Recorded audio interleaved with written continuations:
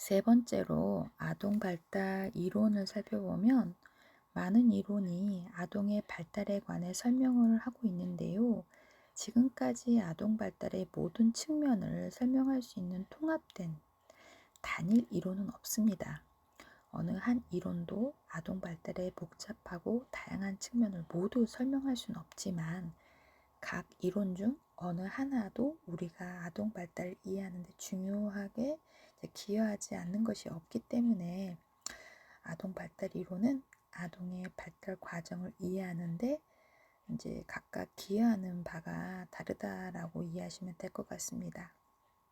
그래서 이제 피아제의 이론은 인지 발달에 초점을 맞추고 에릭슨의 이론은 사회 정서적 발달에 이론을 초점을 맞추고 두 이론은 아동 발달의 각기 다른 측면을 강조하고 있기 때문에 피아제하고 에릭슨의 이론은 대안이 될 수가 없다라고 이제 이해하시면 될 것 같고요. 또 아동 발달의 같은 측면을 다루는 이론일지라도 각기 다른 요인을 강조하고 있는데요.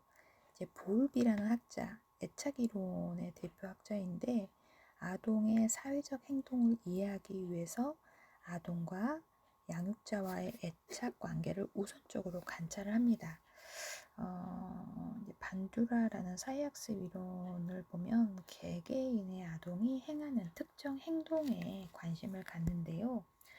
이런 각 이론들이 아동 발달의 어떤 측면에 대해서 의견을 달리 하더라도 대부분의 경우 이들 이론은 상반된다기보다는 오히려 이제 보완적으로 상호 보완적이다라고 이해하시면 될 것 같습니다. 다양한 이론을 통해서 우리는 아동 발달이라는 복잡하고 다양한 현상을 좀 더 잘 이해할 수 있게 된 부분이지요. 정신분석 이론을 먼저 살펴보면 정신분석의 대표적인 학자 하면 생각나는 게 프로이드하고 떠오르실 건데 저도 예전에는 이제 구학 남장생하고 이제 구강기, 남근기, 항문기 이렇게 막 그냥 의무적으로 시험에 나오니까 외웠었는데 현장에 가서 아이들을 관찰하고 아이들과 생활을 하다 보니까 프로이드 학자가 이렇게 정말 대단한 사람이었구나라고 이론과 실제가 보이는 시기가 오더라고요. 그래서 원초와 자아, 초자아, 이드, 에고, 슈퍼에고로 구성되어 있다라고 이제 학문을 정립했는데 원초와는 성격의 가장 원초적인 부분으로서 생물학적 본능으로 구성되어 있습니다. 이 본능은 주로 성적이고 공격적인 것이고 원초와는 전적으로 무의식 세계에 존재하여 현실 세계와는 접촉이 전혀 없습니다. 원초와는 쾌락의 원리에 의해 지배되는데 이 원리는 쾌를 최대로 하고 고통을 최소로 하는 부분입니다. 여기서 쾌는 긴장 감소를 말합니다. 우리는 자신의 충동만을 따라서 살 수 없으므로 현실을 다루는 법을 배우는데요.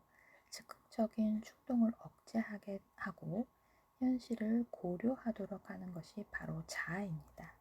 자아는 현실을 고려함으로 현실 원리를 따르게 되고요.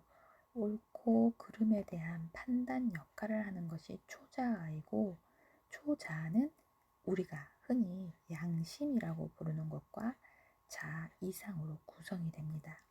그래서 자신의 잘못한 행동에 대해 죄책감을 느끼는 양심이고 자신의 잘한 행동에 대해 자부심을 느끼는 것이 자아 이상이다라고 이제 이해하시면 될 것 같습니다. 프로이드는 아동 발달의 단계를 구강기, 항문기, 남근기, 장복기, 생식기 5단계로 구분을 했고요. 그 1단계는 구강기로 생후 1세까지의 이해에 해당되는 부분입니다. 2단계에서는 입과 구강 부위가 쾌락의 주된 원천이 됩니다. 말고 마시고 먹는 것뿐만 아니라 손가락이나 젖꼭지를 빨거나 입에 닿는 것은 무엇이든지 빠는 것과 같은 구강 활동을 통해서 쾌락을 추구합니다. 두 번째 단계인 항문기 1차적인 성감대가 구강기에서 항문주의로 옮겨가는 부분이지요. 그래서 영아기 때 이제 배변 훈련에 대한 부분으로 항문기에 시작이 되는데, 아동은 적절한 때와 장소가 허용될 때까지 배설의 기능을 지연시키는 법을 이제 배워야 한다라는 내용으로 교재는 설명하는데, 쉽게 우리가 일상적인 이야기를 기저귀 뗀다라고 하잖아요. 그래서 프로이드 이론에서 항문기는 아동이 처음으로 사회의 기대에 순응하는 요구에 직면하는 단계이고, 아동은 점점 타인의 소망과 규범을 고려하게 되는 부분이다라고 설명하고 있습니다. 아동은 모든 욕구가 충족될 수 없으며 사회의 규범을 무시하는 결과를 인식하게 된다라고 아주 고급스럽게 설명을 했는데, 결국은 우리가 이제 마트에서 막 떼쟁이라고 막 떼쓰고 뒤집어지고 우는 아이들을 한 번씩은 경험하셨을 거예요. 그러니까 이제 다 가질 수 없고 그 충족될 수 없다는 거에 대한 부분, 내가 여기서 떼를 쓰면 엄마는 속상해하고 또 집에 가서 혼날 거야. 그러면 나쁜 아이야. 이런 규범에 대한 부분을 인식하게 된다라는 부분을 이해하시면 될 것 같아요. 되게 막 어렵게 써놨죠. 3단계인 남근기는 이제 3에서 5세까지 계속되는데, 이 시기에 정신 에너지가 항문으로부터 성기로 옮겨갑니다. 이 단계에서는 남아는 오이디푸스 컴플렉스를, 여아는 엘렉트라 컴플렉스를 경험하게 됩니다. 4단계의 잠복기는 약 6세경에 시작이 되어 12세경에 끝납니다. 오이디푸스 컴플렉스를 성공적으로 해결한 아동은 이제 비교적인 평온한 시기인 잠복기에 들어서는데요. 일반적으로 초등학생 시기가 여기에 해당이 됩니다. 제5단계인 생식기는 약 12세경에 시작이 되고, 생식기에는 남근기에서와 같이 이성 부모를 향한 성적 욕망이 다시 한번 나타납니다.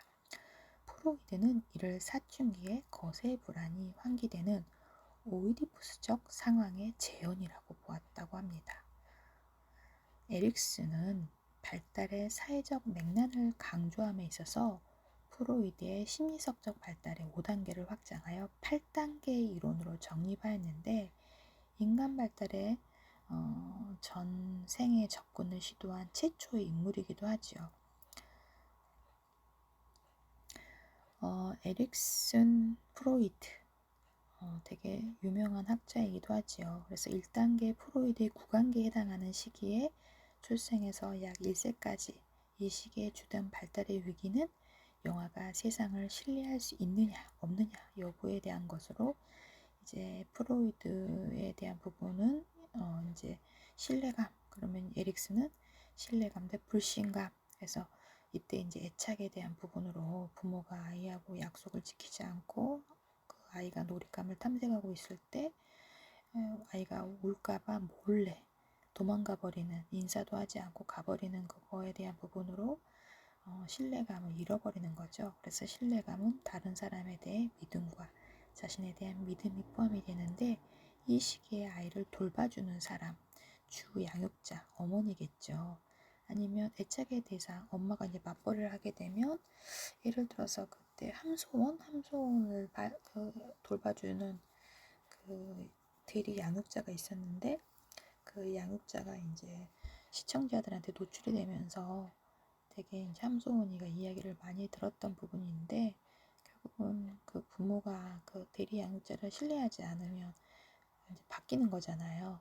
그래서 아이들이 결국은 그 주 애착의 대상들이 바뀌면서 되게 혼란을 겪는데, 결국은 그렇게 이제 좋은 대리 양육자를 구해준다는 것이 아이를 더 혼란에 빠뜨리는 부모의 무지, 이런 부분들을 이해하시면 될 것 같습니다. 그래서 결국은 이 에릭슨의 학자가 그런 부분을 정립을 잘 해놓은 거죠. 그래서 심리적 욕구가 충족시켜지면 아기는 신뢰감을 형성하게 되고, 만약 그 아기가 욕구가 충족되지 않으면 불신감을 갖게 되는 1단계이고요. 2단계에서 프로이드는 항문기에 해당되는 시기로서 약 1세에서 3세까지이다 라고 했는데, 이 단계의 쟁점은 자율적이고 창의적인 사람이 되느냐, 아니면 의존적이고 자기회의적으로 가득한 부끄러운 인간이 되느냐 하는 것입니다. 그래서 이 단계의 중요한 과업은 자기 통제인데, 그 중에서도 특히 배변 훈련과 관련된 배설 기능의 통제가 중요합니다.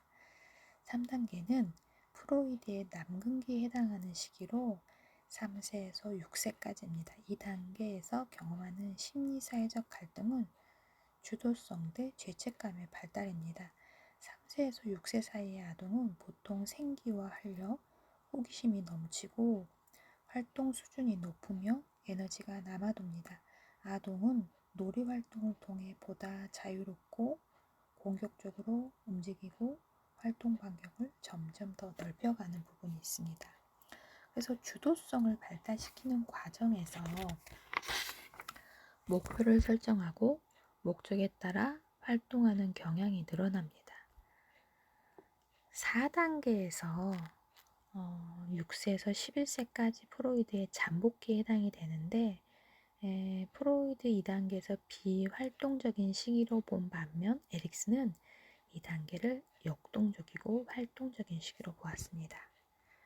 에릭슨은 이 시기가 아동의 근면성의 결정적 시기라고 믿습니다. 그래서 근면성은 아동이 속한 사회에서 성공적으로 기능을 하고 경쟁하는 데 필요한 사회적 기술을 습득하는 능력이 있고, 이 시기는 학교 교육이 시작되는 시기로 읽기, 쓰기, 세마기의 중요한 인지적 기술과 사회적 기술을 습득하는 부분이 필요하다고 했습니다. 이러한 기술을 개발하지 못하면 아동은 열등감을 느끼게 되고, 열등감은 아동은 이제 속한 세계에 대처함에 있어서 자신의 무능력이나 자신이 중요하지 않음에 대한 부분을 시각하는 부분이 생겨난다고 보았습니다. 두 번째로 인지발달 이론에 대한 부분을 살펴보겠습니다. 대표적인 학자는 피아제인데요. 인지발달을 4단계로 보고 있고, 질적으로 다른 이 단계에서는 정해진 순서대로 진행이 되고, 단계가 높아질수록 복잡성이 증가합니다. 인지발달의 첫 번째 단계는 감각운동기로서 신생아의 단순한 반사가 나타나는 출생에서 시작을 해서 초기에 유아적인 언어가 나타나고 상징적 사고가 시작되는 이세경에 끝나죠. 피아제는 이 단계에서 독립적이지만 상호 관련된 6개 하위 단계를 제시하게 됩니다. 아동의 행동은 자극에 대한 반응으로서 이때 자극은 감각이고 반응은 운동이 되는 것입니다. 그래서 이 단계를 감각 운동기라고 정의를 합니다. 두 번째 단계는 전 조작기로서 2세에서 7세까지의 단계이고요. 이때가 되면 아동의 언어가 급격히 발달하고 상징적으로 사고하는 능력도 증가합니다. 이 단계에서는 논리적인 조작이 가능하지 않기 때문에 존 조작기라고 부릅니다. 조작이라는 게 과거에 일어났던 사건들을 내면화시켜서 서로 관련 지을 수 있는 논리적인 관계를 지을 수 있는 것을 뜻합니다. 존 조작기 사고의 특징은 상징놀이, 자기중심적인 사고, 불알론, 직관적 사고를 하는 것이 특징입니다. 세 번째, 구체적 조작기 단계로서 7살에서 12살까지가 해당이 됩니다. 이 단계에서 아동은 존 조작기에서 갖지 못하는 가역성이라는 특성을 갖는데요. 구체적 조작기의 아동은 조작의 순서는 전환될 수 있고 조작 전 상황의 특성들이 회복될 수 있다는 것을 이해하는 것입니다. 그래서 구체적 조작기에 나타나는 사고의 특징은 보존의 개념의 획득, 유무 포함, 분류와 서열화를 할 수 있는 점입니다. 마지막으로 형식적인 조작기 이 단계로서 청년기가 이 단계에 해당이 됩니다. 형식적 조작기의 특징은 첫째로 새로운 상황에 직면했을 때 시간을 초월하는 문제를 다루는 부분이고요. 체계적인 과학적 사고가 가능합니다. 문제 해결을 위해 사전에 계획을 세우고 또 체계적으로 해결책을 시험하기도 하죠. 추상적인 사고가 가능하다는 것은 이제 구체적인 조작기의 아동의 눈에 보이는 구체적 사실에 대해서만 사고가 가능하지만 형식적 조작기의 청년은 추상적인 개념도 이해할 수 있는 부분입니다. 또 이상주의적 사고를 하는 부분이 있는데요. 청년들은 이상적인 특성, 자신과 다른 사람들에게 이상적이었다고 하면 바라는 특성들에 대한 사고하기가 이제 시작이 되는 부분이 있습니다. 이상적인 부모상에 대해 생각하고 이 이상적인 기준과 자신의 부모를 비교하게 됩니다. 그리고 자신이 생각하는 이상적인 기준에 맞추어 자신과 다른 사람을 비교하기도 합니다.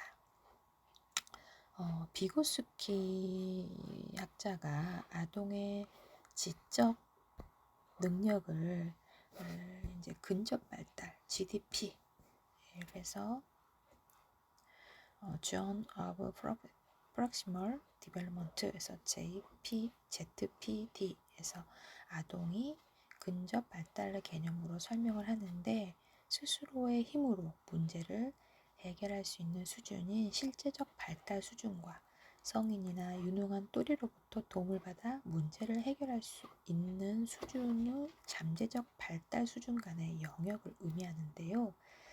산수 문제를 혼자 힘으로 풀지 못하는 초등학생에게 선생님이 옆에서 조언을 해주거나 힌트를 줌으로써 아동이 문제 해결을 좀 더 효율적으로 수행할 수 있게 되는 부분입니다. 그래서 비고스키는 아동이 혼자 힘으로 문제를 해결할 수 있는 수준을 발달의 열매로 그리고 타인의 도움으로 문제를 해결할 수 있는 수준의 발달을 봉오리, 꽃이라고 불렀다고 해요. 근접 발달의 개념은 비록 두 아동이 도움 없이 혼자 힘으로 문제를 해결할 수 있는 수준이 비슷하다 할지라도 도움을 받아 문제를 해결할 수 있는 수준은 크게 다를 수 있음을 암시합니다.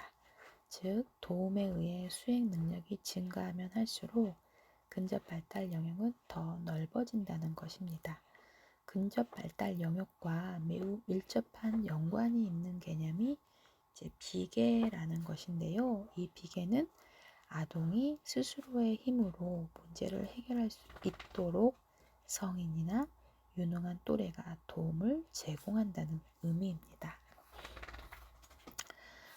비고스키는 아동의 인지 발달은 자신이 속한 문화에서 보다 성숙한 구성원과의 상호작용을 통해 이루어진다고 보았고요. 이들은 아동의 인지 발달을 위해 비계를 설정하여 아동이 성장할 수 있도록 도와줍니다. 아동을 가르치는 동안 아동의 현재 수준에 알맞도록 가르침의 양을 조절하지요. 아동이 학습하는 내용이 새로운 것이라면 직접적인 지시를 하고 아동이 따라오게 되면 직접적인 지시 대신에 힌트를 주게 됩니다. 비계는 건축학에서 빌려온 용어로서 건물을 지을 때 발판을 사용하다가 건물이 완성되면 제거해버리는 것입니다. 마찬가지로 아동이 과제를 수행하는데 도움을 주다가 일단 아동이 혼자서 문제를 해결할 수 있게 되면 비계는 더 이상 필요 없게 됩니다. 비계는 즉각적인 문제 해결뿐만 아니라 장기적인 안목에서 아동이 스스로 문제를 해결하는 데 필요한 기술을 가르치는 데도 효율적인 것으로 보입니다. 즉, 비계는 구체적인 문제 해결뿐만 아니라 아동의 전반적 인지 발달에 도움이 됩니다. 아마 비고스키 하면 유아 언어 발달을 통해서 되게 근접 발달 영역 이게 그래서 인지하고 언어는 굉장히 뗄래야 뗄 수 없는 관계이기 때문에 이 비고스키에 대한 부분으로 많이 학습하고 또 많이 외우셨을 거예요. 그래서 지금 편안하게 교재를 통해서 정리한다 생각하시고 들으시면 될 것 같습니다. 세 번째로 학습 이론인데요. 스키너는 인간의 행동은 두 가지 범주로 나눌 수 있다고 보았습니다. 첫 번째 유형은 반사로서 반응을 유발하는 자극을 구성한다인데요. 이때 자극과 반응과의 관계는 생물학적이고 선천적인 것입니다. 스캐너는 모든 유기체가 보이는 단순한 반사를 포함한 반응을 반응적 행동이라고 봤습니다. 파블로브의 실험에서 개가 음식을 보고 침을 흘리는 반응을 예를 들 수 있는데요. 반응적 행동의 특징은 반응을 유발하는 자극에 의해 전적으로 통제된다는 것입니다. 자극이 있으면 반응을 하고 자극이 없으면 반응하지 않는 매우 단순한 모형이 있지요. 인간에게 있어서 반응적 행동은 영아기에 특히 현저한데 아기 입에 젖꼭지를 물리면 빨리 반응을 보이고 손바닥에 어떤 물체를 놓으면 작기 반응을 보입니다. 아동이나 성인도 눈 깜빡이기, 재채기와 같은 단순한 생리적 반응과 공포, 분노, 성적인 흥분 등의 정서적 반응 형태로 반응적 행동을 보이긴 하지만 그 종류는 매우 적죠. 두 번째 유형이 조작적인 행동인데요. 스키너는 인간의 대부분이 조작적인 행동이라고 봅니다. 조작적인 행동은 어떤 행동이 야기되는 결과에 의해 통제되는 것인데 일반적으로 긍정적인 결과는 그 행동이 다시 발생할 가능성을 높이고 부정적인 결과는 반대 결과를 초래하게 됩니다. 그래서 스키너는 파블로브의 고전적인 조건 형성이 인간의 어떤 행동은 유형 같은 것을 설명할 수 있지만 보다 복잡한 행동 유형을 설명하는 데는 조작적 조건 형성이 더 적합하다고 믿고 있습니다.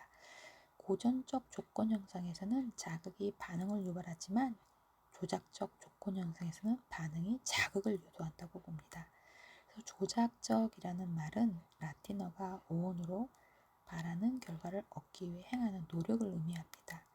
조작적 조건 형성에서는 개로 하여금 개의 행동 목록에 들어있지 않는 특정 행동, 수행하도록 훈련시키기 위해서 강화하도록 사용하고 조작적 조건 형성에서는 어떤 행동이 다시 발생하도록 만드는 과정을 강화라고 부르며 어떤 행동이 다시 발생할 가능성을 증가시키는 자극을 강화인이라고 부릅니다. 강화인은 긍정적일 수도 있고 부정적일 수도 있습니다. 반두라의 인지적 사회학습 이론에서는 행동과 환경뿐만 아니라 인지도 발달에 있어서 중요한 요인이 되는데요. 사회학습 이론은 사회적 환경과 아동의 인지 능력이 학습과 발달에 미치는 중요성을 강조합니다. 이 이론은 아동 행동의 갑작스러운 변화는 고전적 조건 형성 또는 조작적 조건 형성을 통해서가 아니라 다른 사람의 행동을 관찰함으로써 학습되어 나타난다고 주장을 합니다. 예를 들면 유아는 엄마의 자녀 양육 행동을 관찰하고 인형놀이를 할 때 그의 행동을 그대로 모방하는 것이지요.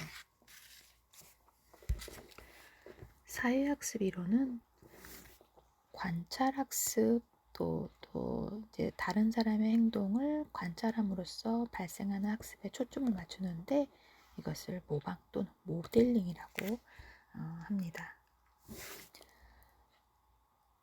그래서 관찰학습에서는 인지는 어떻게 작용하는가 관찰학습을 통해서 우리는 다른 사람의 행동을 인지적으로 재현하고 때로는 우리 스스로 그런 행동을 했을 때 이제 아동이 아버지의 그런 공격적인 행동이라든지 다른 사람에 대한 그런 적개심 같은 것을 관찰하고 친구, 아버지와 똑같은 공격적인 행동을 보일 수도 있죠. 그래서 사회학습 이론가들은 아동이 다른 사람의 행동을 관찰함으로써 그들의 행동, 사고, 이런 감정들을 습득한다고 생각을 했고, 이러한 관찰이 아동 발달의 중요한 부분이 된다고 믿었던 부분이 있습니다.